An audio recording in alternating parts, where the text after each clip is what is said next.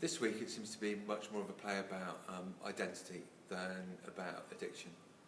For some reason, maybe it's because we've done all our research and we've addressed all of that stuff and we know what addiction is. And I think increasingly that Duncan might be using addiction as a kind of as a narrative trajectory, but actually the thematic interest is much more about who we are, how we define ourselves, and how inebriation of various different sorts is a way of us distancing ourselves or from our identity or making that clear. So it feels to me that it's a play about, it's a much more of a contemporary play about identity this week.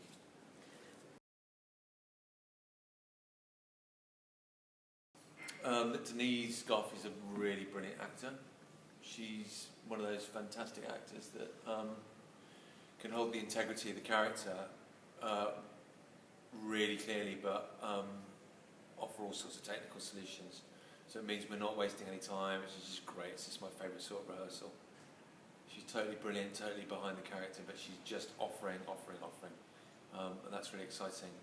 I'm discovering or rediscovering how much I love working with actors in a rehearsal room. It's really good fun.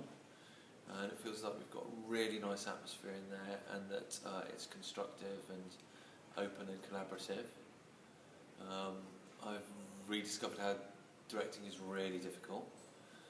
Even though I've probably been doing it for more years than I choose to remember, it's always hard to take that first step from around the table onto the rehearsal room floor and to start making decisions and finding solutions to practical problems. That's always really difficult. And there's something quite heartening about that, because that keeps you honest. I've discovered that the play is even better than I thought it was.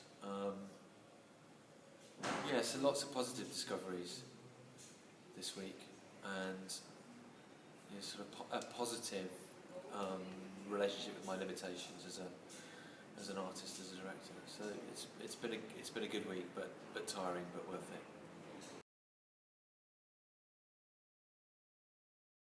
I think it's much more about it's about the complexity of bringing the rest of the company into some sort of focus. It's such a protagonist-led play, but and part of the thematic concern is Emma's subjective experience, that I think it's going to be a constant challenge to keep the other actors in the centre of their process, and for them not to feel like a kind of secondary beat in the story, because of course they're really important, but their story has to contribute to the protagonist's story in a way much more than a lot of plays that are written for an ensemble. So that's going to be the challenge, about how to keep everybody focused and